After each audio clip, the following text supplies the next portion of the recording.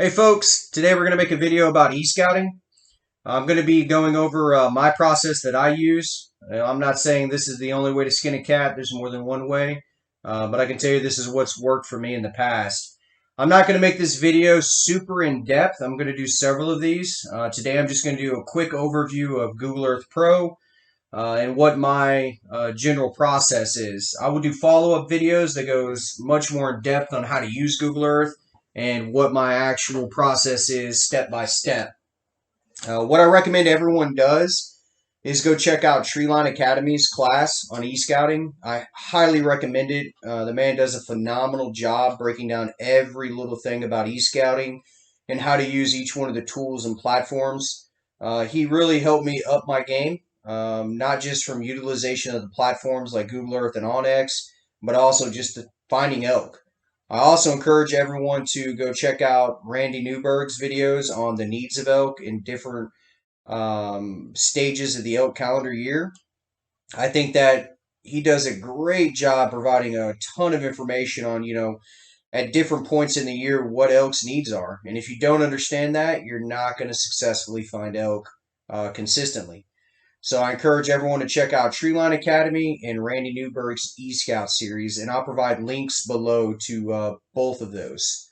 Also, Google Earth Pro, phenomenal tool. I highly encourage everyone to download it. I use OnX and Go Hunt as well, but I start everything in Google Earth, and then I'll save my folders and transfer it to OnX and to Go Hunt, and that way I'm operating in a common operating picture on all three platforms. But from an imagery standpoint, OnX and Go Hunt just cannot compete with Google Earth's clarity and different features it has. So I highly encourage everyone to check out Google Earth Pro. Okay, so today we're going to start looking at an area. And keep in mind, I've already narrowed down the unit that I want to hunt in, and I do that from a lot of research, and I use a lot of tools on Go Hunt. They have a great platform to help you narrow down the exact unit, either OTC or if you want to put in for a draw. They have all kinds of different filters and tools there to help you narrow down what unit to hunt in. But I've already done that, and that's a separate video. Today we're just going to focus on an area that I actually hunted last year. It's not where I'm going to hunt this year. It's a great area. I'm not going to just come out and say what the area is. I don't want to give away anyone's secret spot. However, it is an OCT tag. Very easy to get, but it is a great unit. And I apologize ahead of time if I'm giving away anyone's spot. Now, as I go through this video, I'm going to provide you with all the steps I took last year to identify, elk areas, and then I'll also provide you some screenshots and photos that I took on the ground of actual elk and what the actual area looked like compared to what I anticipated looked like from imagery. So the first thing I want to do, go to TopRut and download what unit you're going to be hunting in. They'll email you a link, hit download, and that will automatically put it into Google Earth. When that pops into Google Earth, it's going to be in your temporary folder. I highly encourage you to grab that, drag it up to My Places, and hit save. Google Earth does have a tendency to crash, and if you have not done that, you'll lose all your work, and it's going to be extremely frustrating. I also encourage you, as you continue through the process and add more data, every now and then go ahead and back it up. So after you've downloaded TopRut, you're going to see that appear right here. And then you want to go ahead and hit your drop down.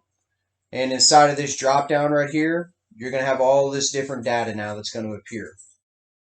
And what you should do right out the gate is go ahead and turn on the unit boundaries, BLM, Forest Service, U.S. Forest Service roads, private land, and wilderness.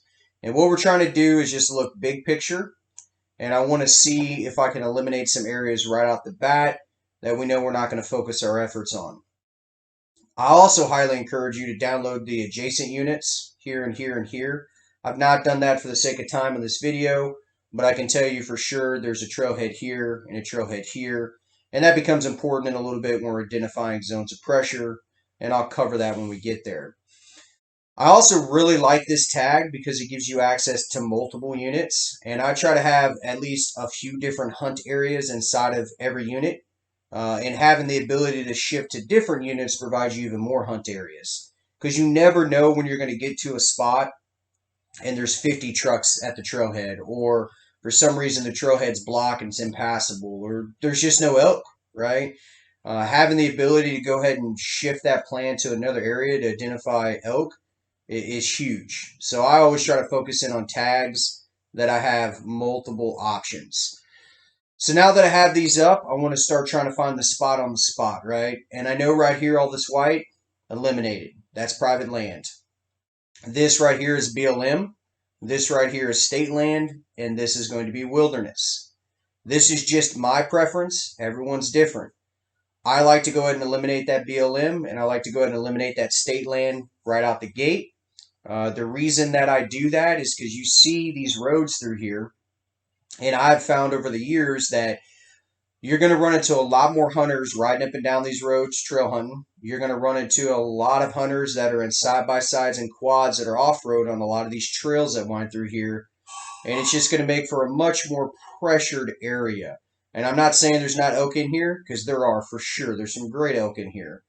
But I try to get away from people as much as I can, and I try to minimize pressure as much as I can. So I found by focusing in these wilderness areas, if you have that option in the unit you're in, you can really find some great elk hunting away from people. So right out the gate, I'm going to eliminate this. I'm going to eliminate this. So now I'm going to focus my area over here in this wilderness. The great thing about the wilderness is it levels the playing field. Everyone's got to walk in. You're not allowed to even bring game carts on these trails. There's no motorized vehicles at all. You can horseback, you can walk on foot. That's it. So what I want to do now that I've started to narrow down my hunt area is I want to go ahead and identify all the points of access. I've done that already for sake of time.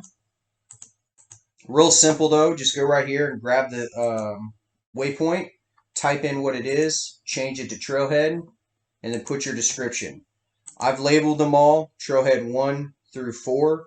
I know there's multiple here and here, and there's another one here, but I kind of just lumped these together for sake of time.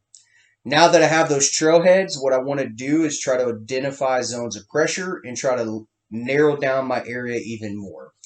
So on each one of those trailheads, I'm going to go ahead and put up a 2-mile radius ring. Real simple how you do that. You just go up here and click on the ruler. You then click on the circle path and you draw out to 2 miles. Click OK. Save it, name it trailhead 1, 2, 3, etc. I'll repeat this process for 6 miles. Now the reason I do that is I've found over the years that most people will stay within 1 to 2 miles of the trailhead, and there's a ton of studies on this you can go read. A lot of people won't travel greater than that. Now on the other side of that, if you're looking at people on horseback or llamas, etc., they're typically further out than 6 miles. That's like the very start of where they'll be. And I'm not saying they won't be short of that, because of course they will. I'm just talking about higher percentage they're outside of that. In this particular unit, that's not a real concern, because you see 6 miles is the absolute furthest you can get from this trailhead. So I'll go ahead and turn those off for now. But what I like to do is focus in on the areas in between that 2 to 6 mile radius, right? So this area all in here, this is where I really want to focus. I'm not saying that I won't hunt this area, because for sure I will. On the way in, if there's good elk sign, I'll focus in on it. Through the e-scouting process, if I identify some really cool elk features, of course I'm going to check it out. I don't want to walk past elk to try to find elk. However, I am trying to just narrow down this area as much as I can, so I want to focus in here. Okay, now that we've identified the zones of pressure from the trailhead, I'm going to go ahead and start identifying my zones of pressures from the trail. And how I'm going to do that is scroll down, and the top rut overlays, I'm going to go ahead and turn on top OID and just click right here. It says this is Dome Peak. So what I want to do is go over here and find Dome's Peak. I want to turn on my contours. I want to turn on my roads. Go right here, Trapper's Lake. Repeat that process and go ahead and turn on contours and turn on roads. Up here, we still got one not covered. Do the same thing. Boom, boom. Another thing you can do to make this quicker in the future for indexing is now grab those and drag them up here and drop them inside of your Unit 26 folder up here with your trailheads. Just easier to find, but I did not do that, however, this time. Okay, so now that I have these, I want to go ahead and start looking at the trails that run through the unit. Here's one here. Here's one here. This one comes in here from this reservoir. And then we have one here to the backside. So I would go ahead and suggest at this point, trace this whole area out and say that this is hunt area 1.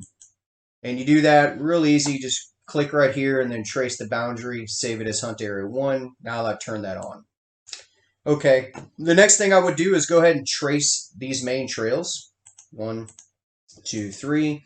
I turned them on here. I did not trace this trail out here, and the only reason for that, it breaks down pretty nicely into 3 areas. You could go ahead and do it here and make this area smaller, and same over here, but I just did these 3 trails. The next thing I want to do is kind of break these down into area of interest. Again, I'm trying to make an area smaller and smaller so I can break it down. So I want to turn on my area of interest 1, or A, B, and C. You could run this trail here and say, okay, this is also D. You could split this one up to E and break this one down, but I just left it A, B, C. Again, just trying to break the land down into smaller, more manageable chunks so we can thoroughly vet it. There's a bunch of studies that also suggest that most people will stay within a half mile to a mile of the trail, so I always try to look at that as well and say, okay, well, what about this non-used area here, right? Can that be some primetime hunting? For sure. Okay, now that I've broken it down into smaller chunks, just really based on the trails, I have area of interest A, B, and C.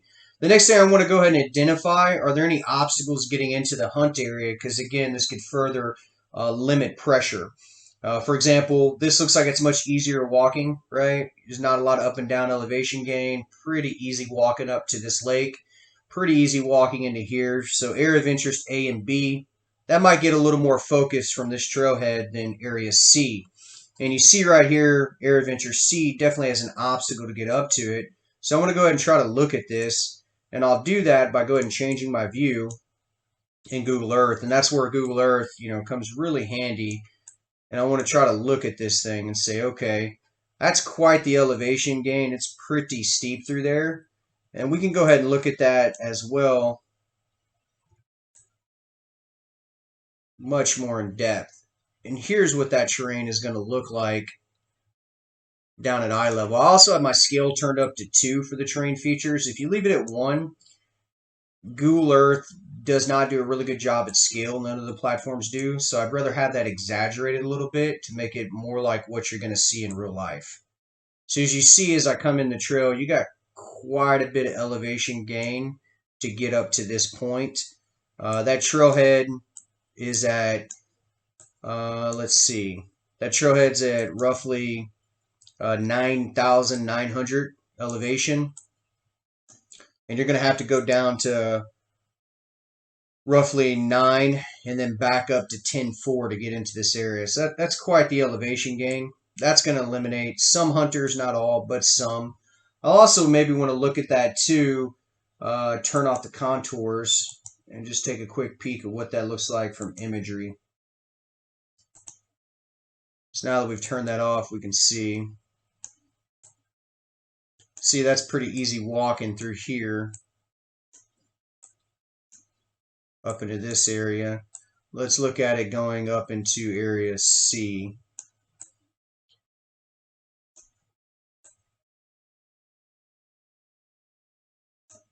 Here's a trail up, which looks pretty brutal getting up that face, to be honest with you. This trail doesn't look as bad right here. You could drop down.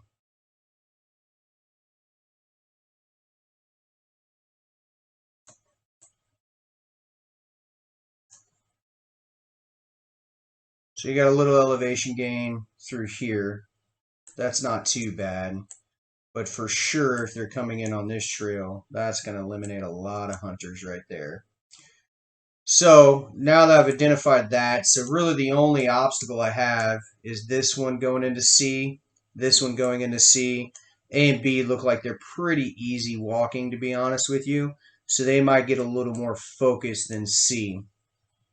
So now that I've identified my trails and I've also broken down area of interest A, area of interest B, area of interest C. So now I want to start evaluating the basic needs of elk and make sure this unit meets them. Randy Newberg's video on the needs of elk for the different times of year is phenomenal. You can find this on YouTube, and I'll have links in the descriptions below. It's Randy Newberg's e-scouting series. I highly recommend you check that out. But essentially, we want to start identifying, does it meet the needs of elk? We want to make sure that A, it has water, B, it has feed, and 3, it has bedding and cover. And if it has those 3 things, if it has cows, the need to breed of the bulls in September is going to be their number 1 priority. And if you find the cows, you find the bulls. That's just factual. So what we want to do now is start checking them off the list. Okay, does it have water? Let's go ahead and take a look in area of interest A. We know we have water here, here, here. Looks like we have a creek down through here. We got water here. I also like to turn on the topos to identify any streams. So let's take a look at that. Boom. We got ponds all through here, drainages. Now, obviously, depending on the year, if it's a severe drought year, some of this all may be dried up, but hopefully these lakes are not dried up.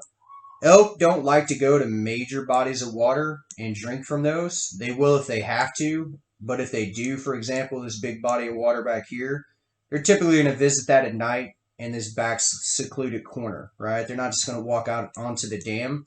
They much prefer hidden streams and seeps and springs and small pockets of water that they feel safe drinking.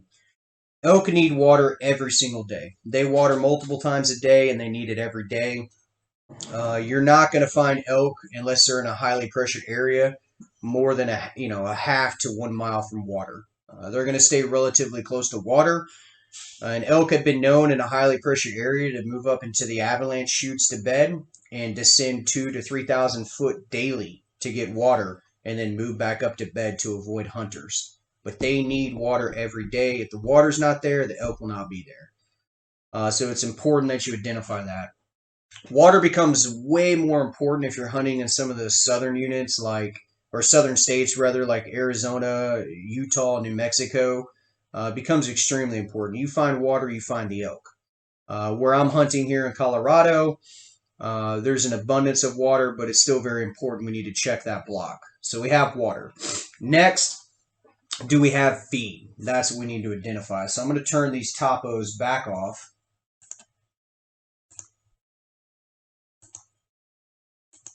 And let's look at some imagery. I'm also going to go up and turn off the wilderness overlay right now so we can get a little better picture of what's going on the ground. So we'll start up here in area 1. So elk are primarily grazers that will browse when they have to. They really love grass and forbs. That's the main staple of their diet in spring going into summer. Forbs, think clover, think wildflowers, kale's a type of forb, etc. They're extremely nutrients dense. They got a ton of protein to help with antler growth, a ton of vitamins. They help pack on fat. They love a variety, right? They don't want to just eat grass. They want to eat 7 different types of grass and forbs. So you're looking for mixed metal environments and a bunch of different food sources in a small area. And if you go through the Treeline Academy e-scouting class, he covers this in great depth, breaking down mixed metal environments and canopy disruptions. Randy also talks about it in his videos, but having that diversity of food is key. So what I want to start looking for is, do I have meadows? Do I have green? Do I have disruption of canopy? And you're seeing there's a lot of deadfall. Looks like there was some beetle kill in this area, which is obviously a real problem in Colorado now. But we have canopy disruption, which means we're going to have grass in there.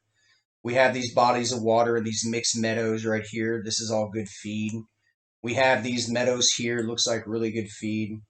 We got these green mixed meadows. You can see that these are different types of vegetation, right? And that's what we're looking for. Elk love that stuff. Looks like there's a game trail going right through here. So it looks like we have some good mixed meadow environments right here. All through here, different types of grass. That's very important. I also notice that it's very green right along these creeks.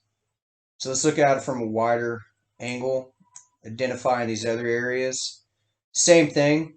And what you notice, you have this creek running through here, and it's really green along the creek with mixed metal environments. That's good. Let's look over and hunt area of interest C. See if we identify the same thing. And you see these pockets where it's brown, but then goes into dark green. A, that's getting shade. B, it looks like there's some trails and creeks that go through here. I want to check that out. These are probably all drainages and seeps, and they're going to stay greener longer, right? Those are all areas I want to start focusing in on because those are going to provide the best feed for the elk. You see this creek right here. It's got pockets of green, canopy disruption, pockets of green. This looks like it's all got really good feed. So now what I want to do is zoom out a little bit, and I want to go ahead and look at this from a couple different time perspectives. So I go up here and I click on the time. This image was taken in July 2021, but let's back it up. This is August 2019. You can see it's definitely browned out here, right? But you can see it's still green here, and if we zoom in, you can see that green's really following these creeks. We're still really green in here, so we got good feed. And I'm not saying they won't eat brown grass, because they definitely will, but they prefer the green grass, right? You see right here, green mixed meadows all along that creek. That's good to see.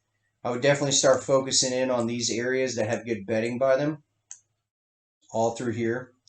So that's good. Let's kick it back and see from another date. Okay, so this would be during archery season. Let's hone in on this a little bit. Same thing. We still got green here. You see, green, green, green. Good mixed metal environments here, green. Same thing over here. And as I'm going through this, I would spend a lot of time on each one of these areas, but I'm just trying to give you a quick overview. Green, look at this one. That's a really good mixed meadow right there, all along that creek. Got good bedding. That's an area I would definitely focus in on. Okay, we go back a little more and check. This is in June. Let's see if we find another one. Okay, October. This is good. Notice we're still greened out. That's perfect. And what happened during the fall, there's this couple week transition to where you start to get some snowfall, but it'll melt off within an hour. You start to get a little more rain, and that'll help the grass really green back up. And you'll see those elk really start to attack that to try to pack on the last few pounds before winter hits. So keying in on those areas is going to be key to your success. You can see we're all green back through here again. So I think we can check the block for feed. It definitely meets it for sure. Go ahead and get out of that. The next thing we want to see, does it meet the need for cover, right? Bedding, security, cover, whatever you want to call it. And I like to first go ahead and look at this from a contour perspective. And there's a ton of studies out there that say, oh, elk are always going to bed on the north-facing slope. What I will say in my experience is you have a much higher chance of finding them on the north-facing slope, but that doesn't mean that they're not on the south-facing or west or east, etc. It just means that you got a higher percentage chance of finding them on the north. You don't want to completely eliminate bedding on the south, east, and west, but definitely if you only had one day to hunt, I would concentrate on the north-facing slopes. So we know by just looking at that imagery, we have thick timber all through here. We know we have thick timber all through here. Now, this is technically another unit, but with this tag, we are able to hunt this unit as well. So we'll look at that in just a minute. And that does not mean that I'm going to eliminate this bedding here on the south-facing slope, because I 100% want to check it out as well. Now, elk will typically be on the top 1/3 of a slope. That's where they're going to want to bed. And they don't like, sleeping on up and down terrain either. They want to sleep and run up and down these benches on flatter terrain. So what we're trying to identify, do we have dark timber and do we have benches? And what a bench is, you see how you have increased elevation here and then you have this wide contour line. That means it's much gentler slope right there. It's flatter. And then the contour lines get closer together, and then you're at the ridge, right? So this area here, this is this is a bench. We want to really focus in on this. This whole line right here are all benches, all benches. What you're also going to notice is got a ridge here, ridge here. This is a saddle. I really like this because if there is a lot of pressure coming in this front side of the trail, and the elk are bedding in here, and they're using these benches during the day to rut, they will definitely take this escape path, utilize this saddle, and drop down back in here into our area of interest C. So try to identify those saddles for sure, because elk will use them. This is a good bench, bench, bench, bench. So we got good timber, we have benches, we have a saddle. This is definitely prime bedding area for sure. Over here we have multiple benches for sure. So this could be good bedding as well that we want to check out. Look around here on the back side of this saddle. These are all benches right in here. That makes good bedding. Bench, bench, bench. They got dark timber all through there as well. We know from looking at imagery. We'll go back in a minute. And if we look over here, we have benches all through here. So what I would do is go in and start dropping some pins in these areas. And I would definitely check that out during the day. Now, what I also like to do at this point, and I don't want to get super in depth here because I think that that's another class, is I'll come over here and I would download, and I'll just drag this over, this imagery, and I'll put it into PowerPoint, and I'll start thinking about the thermals, right? I want to start thinking about, okay, sunrise until the morning switch, right? And I'm thinking, okay, hey, I'm heating up, I'm heating up, I'm heating up, I'm heating up. This is cool, cool, cool. My air is going to be sinking, right? Boom, boom, boom. So I want to start trying to identify what my thermals are doing. And that's real easy to do. And obviously during the switch, it's going to swirl. It's going to go every direction. But I want to start trying to narrow this thing down. And then I want to start thinking about what it's going to do in the morning switch to the afternoon to about 1 hour or so before sunset. It's going to change and it's going to be flowing up, right? Now, the other thing to consider is the relationship of the sun. So I also put the sun up and I start looking at these different terrain features. On this side of this one, you're going to be getting sun first, and that air is going to heat up and start shooting up the mountain to where this bench is, where they could be bedding, right? Over on this side, it's going to stay in the shade longer. It's going to be cooler. It's going to be sinking. So the air will definitely be different on each side of this terrain feature until that sun's overhead. So you got to keep that in mind, not only what the wind's doing where you're at, but what the wind's doing on the other side of that terrain feature. Vice versa here in the afternoon, right? We got this sun over here, so we're still rising. It's shaded over here for a few hours. We're sinking. So you need to be cognizant of that. That's why I personally don't like the recommendation of figure out what thermals are doing. You know, and in the evening, you want to go ahead and approach from above, and then in the morning, you want to go ahead and approach from below. I don't like that because when that wind starts to switch, you never know where it's going to go. It's going to swirl back and forth and up this terrain feature. And you can see we're looking north here. So the sun's going to be rising in this area, right? And it's going to be putting all that heat right here. All that heat right here. So on this side of this terrain feature, this is going to be rising. But on this back side, it's going to be sinking. So if you're trying to, come up here along this ridge to drop in on these bad boys, anything that's back here, you just blew out. What I much prefer to do is try to get on the same level as the elk and not approach from above or below, but approach on their same elevation level.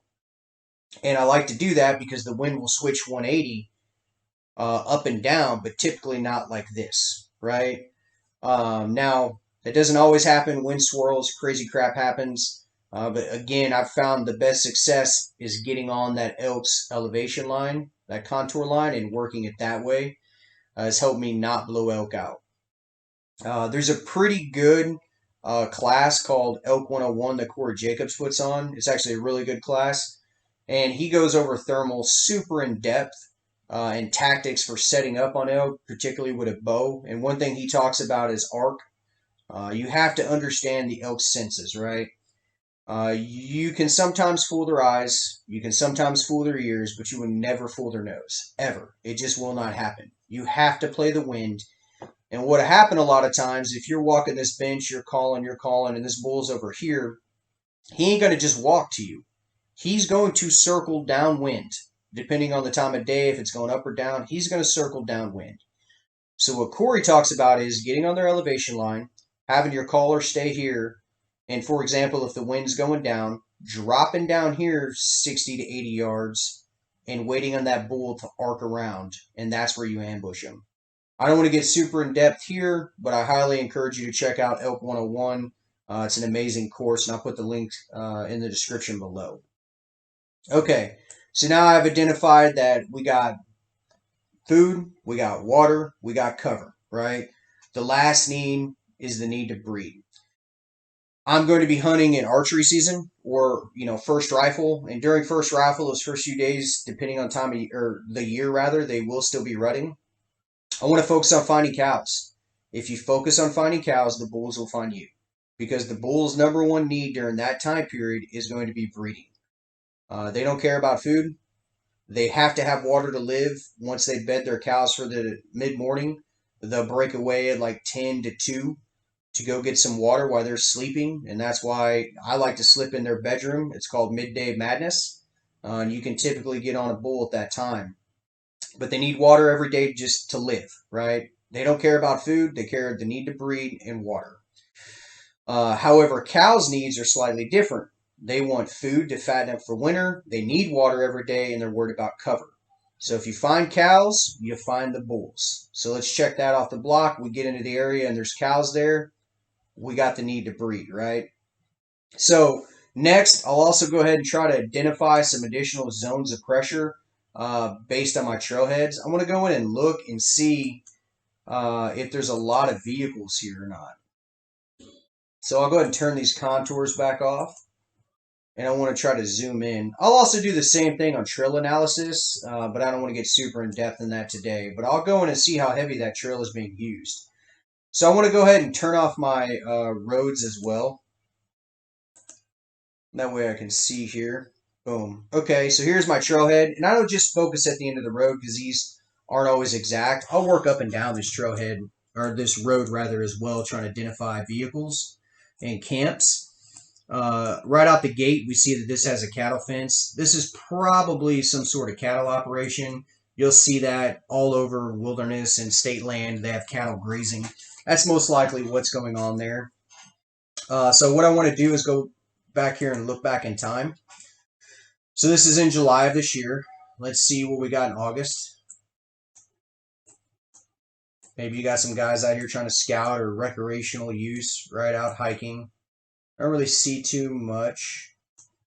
You can tell this is a well-defined trail here, and I'm assuming people are camping here quite often. So let's go ahead and kick it back.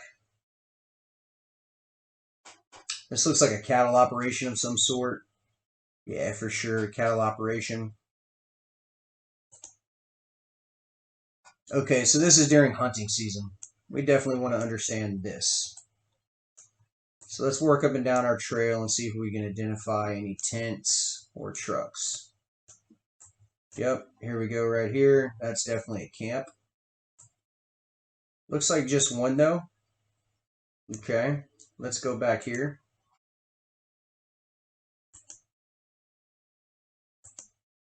And this is during hunting season.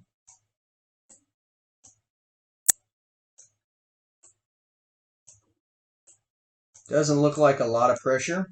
However, let's go ahead and check some imagery on Onyx as well, and I'll do the same thing on Go Hunt. It's always good to just get some different frames of reference, right? So let's move Onyx over here. Let's go ahead and check it out. So I already have the area pulled up. This is that same trailhead right here. So let's go ahead and take a look here. Obviously, you can tell that this was in winter. You see that everything's browned out, it's dead. You see all the snow on the ground here.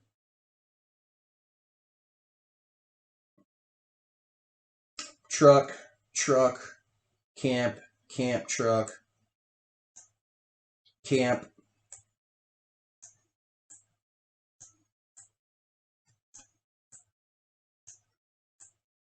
So this is probably a later season hunt camp, just based on what we're seeing here in the imagery, because we know in October, based on Google Earth for multiple different time periods, that this was all still pretty greened out. I personally, on this late season hunt, I don't know that I would be in this area based on the brownage we're seeing here. I would probably be moving down in elevation to find green. But, not saying the elk wouldn't stay here depending on pressure. They possibly could.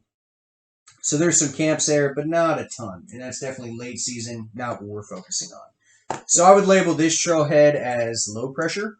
I would repeat this process in all of my trailheads to understand it. And I would also do a trail analysis to understand, what trails are getting the most use. That's pretty easy to see when you follow along. Is it really wore down? Is it really well defined? Like you can see this trail through here is really worn out. So it's probably getting quite a bit of use. We'll see right through here. So everything I'm seeing now tells me that this front side is getting a lot of pressure, A and B. Not so sure about C, and not so sure about this backside of C. But A and B definitely are getting some pressure, and we'll probably try to take advantage of that. Why can't we make a play where we can run up this ridge on the backside here, and hopefully the elk are being pushed over this saddle, and we can ambush them back here. I can tell you for sure, and I'll post some pictures up here in a minute, what I did in this area. So my tactic was I came into this trailhead, and I can tell you I went in and scouted the first day, and I climbed this face here, and it's a monster. It's no fun. It's about 1,000 foot roughly right there that you climb that short distance. You'll be pretty winded by the top.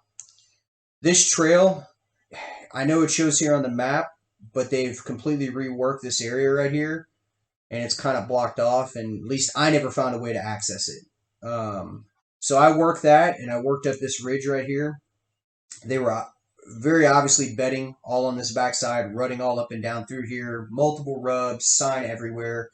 Ran into some cow elk right in this area. They were transitioning back from this lake.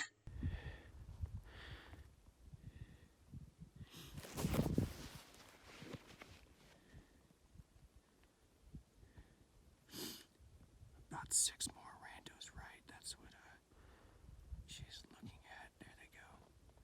There they go. Yep, she's going. I decided, based on that scout, I came back to camp. The next day, I tried to find an easier way in, and I worked down this way and actually found a fence right here that I could open. And then I started transitioning through here. Much easier walk. Next couple days, we had some other campers show up here, and then the hunting season kicked off. And just as I thought, all of them went this way. Every one of them. And I also, during one of those days, checked this out as well. Much easier walking. They all went that way. Me and my buddy came around and went this way. So the plan was definitely working. Where we ended up finding elk was back here on this saddle. They got pushed over. And then we also started focusing in on these green creeks right in here. We started trying to follow them down. And what we found is the elk were definitely feeding. They were bedding in this stuff, and they were feeding out into these creeks.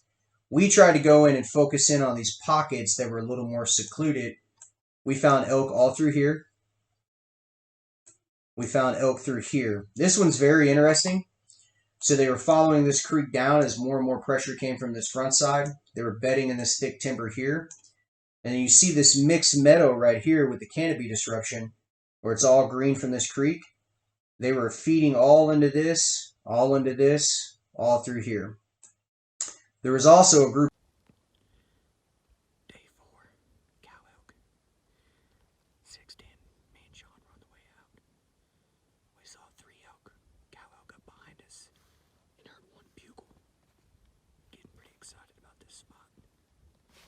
We're just set out in this field here so this thing doesn't spook.